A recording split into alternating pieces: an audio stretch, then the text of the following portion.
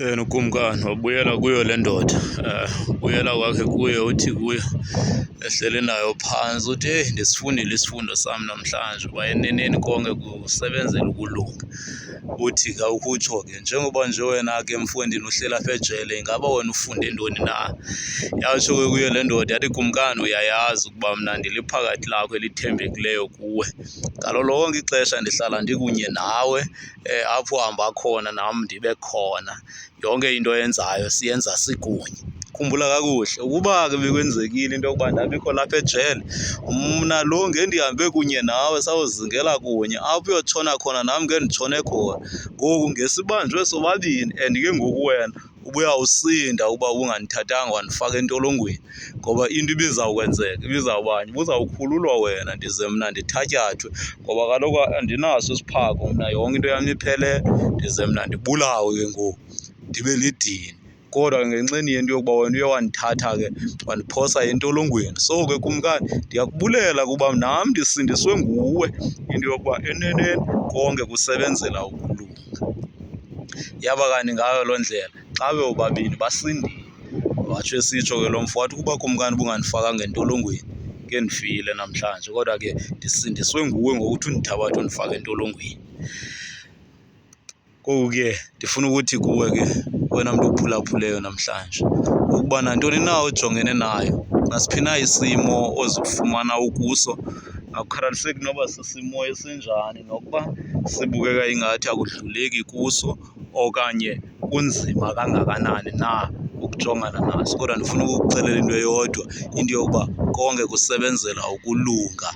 Okubalulekileyo kukuba wena ungayiluzi ifowukhasi, amehlo wakho makagxile kuye uThixo. Zazi ukuba ungubani kuThixo, zazi ixabiso lakho, zazi ukubaluleka kwakho uba ubalulekile kuThixo kakhulu.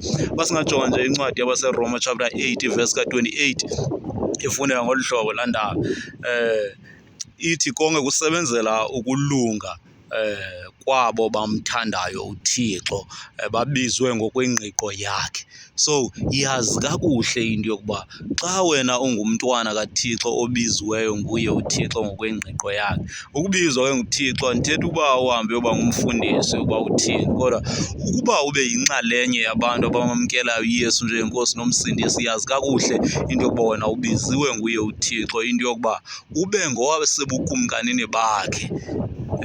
So ngayo loo nto leyo yazi kakuhle into yokuba wena uThixo ukuthandile, ngoba izwi lenkosi liyatsho ukuthi akukho namnye othi amamkele uYesu engolathwanga ngumntu wakhe uThixo. So wena ke unenhlahla kakhulu uba ube yinxalenye ke yokuba uphile ebukumkanini bakhe uThixo. Ngoko ke qiniseka kakuhle into yokuba wena awuhlukani noThixo, ndaweni yoko usuke umthande ngakumbi uThixo, nokuba ujongene nesiphi na isimo, siyedlula isimo, kodwa yena uThixo ahlale emi kunye nawe. Nangaso ke lithuba inkosi yoxolo mayisincede mani namhlanje ngecawe. Siyazi uba abanintsi namhlanje bathi uvukile, and eneneni ke wavuka inkosi yethu. Ke sikhonza loo nkosi njalo eyavukayo, eyakohlulayo kufa ubunzima bonke uYesu wayejongene nabo, wayeyazi into yokuba konke kusebenzela ukulunga kwabo bamthandayo uThixo. Inkosi yoxolo mayisincede mani. Kamnandi, please cinezela iqhosha ukuthi usubscribe khona ukuze ke ufumane nezinye ke ii-devotion ezizawuthi zibane zifumaneka ngee-Sundays kuyo ke le channel. Inkosi kakhulu.